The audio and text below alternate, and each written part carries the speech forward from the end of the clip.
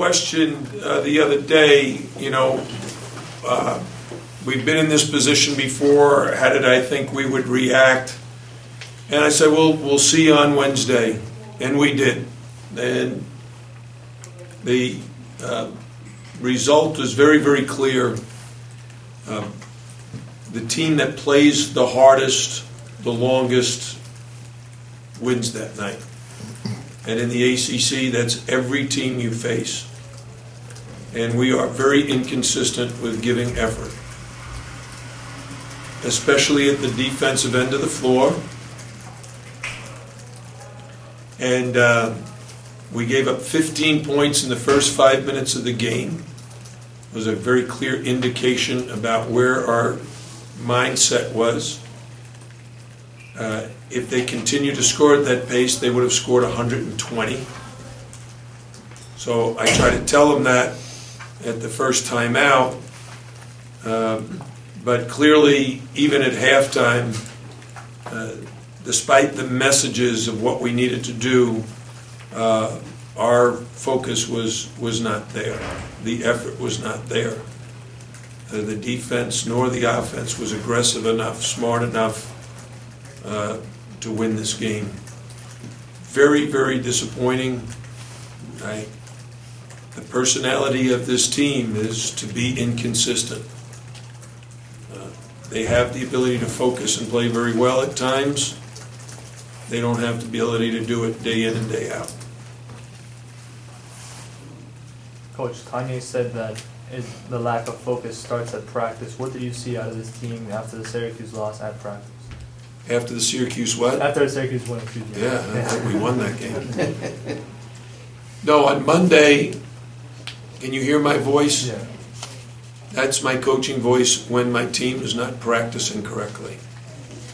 And my voice is very sore right now, and has been for the last 2 days. Is this a function of youth, you think, Jim? Or does it go beyond that? No, it goes way beyond that.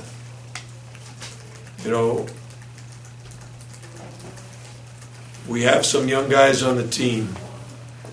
I think they follow.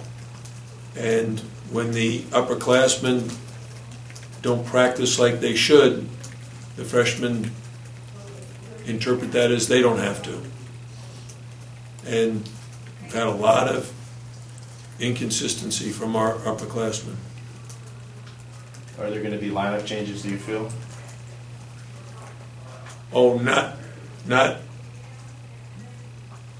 We're going to put the lineup out there that we think can help us win the game. I mean, changing the lineup might indicate whoever we took out of the lineup, that it was that one individual's fault. It wasn't. This was a lack of team effort. It was everybody tonight. Jim, how do you start to get Angel going in the right direction? Just like an emotional guy like that. He's had a few bad games in a row here. How do you reach him? Or not that you haven't reached him, but how do you get him? No, we talk to him all the time.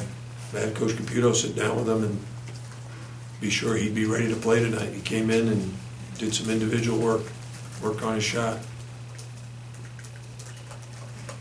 Yeah, kids are confusing. His team probably has the widest range of performance I've ever seen. They can be absolutely great one night, and you just don't recognize them the next day even. Jim, as a follower of that, team has played really terrific basketball on the road, at Duke, at Syracuse, at Florida, three of the toughest places in America to win at. And yet here, there's been a noticeable drop. Do you have any thoughts? Well, I do think that the expression home court advantage means that you have a lot of fans cheering wildly for you, a lot of students there.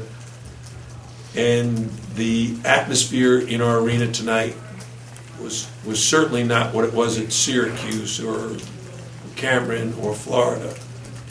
And I do think kids tend to respond to the energy in the building, and there wasn't a whole lot of energy tonight. Were you surprised by that? By the lack of attendance? Well, I've been here 4 years, so it doesn't surprise me. I would have loved to have seen the place packed, but wasn't the case. And you can't rely on the fans to motivate you. Motivation comes from within. And if you have to have external motivation to play hard and play well, you're going to be very inconsistent. What did you tell the team after the game? Just told them we didn't deserve to win. We didn't play hard enough. Jim, you guys as a coaching staff, how much do you take this on yourself that maybe we're not motivating these kids, or it's just the kids aren't playing well? I don't know if anybody's ever questioned my staff's ability to motivate people. But to motivate people, they have to want to be motivated. They've got to want to achieve. And if you can talk until you're blue in the face, you can do all kinds of motivational type things. But if the guy you're talking to not really paying attention, doesn't really care, you're not going to get the result you're looking for. Coach, this is the team's fourth loss now with under making fewer than 9 threes. Do you come into the games trying to make a certain number of threes every night? Yeah, 8.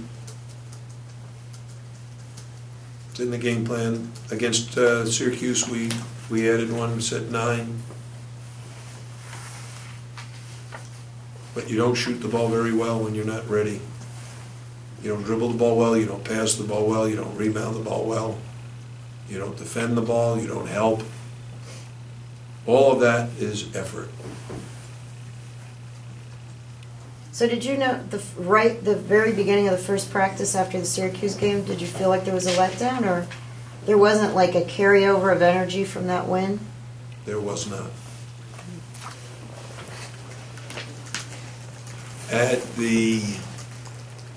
We start practice right around 3:30. Less than 30 minutes into the practice, I stopped practice and had them sit on the sideline. And I spoke to them about their lack of focus. Turnovers, bad shots, not getting back defensively.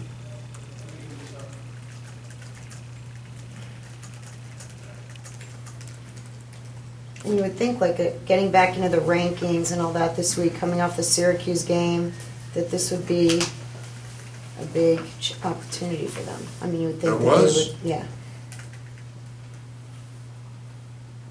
What do they answer? What's their response?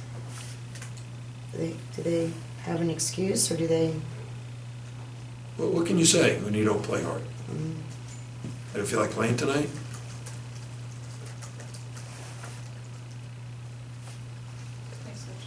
Thank you.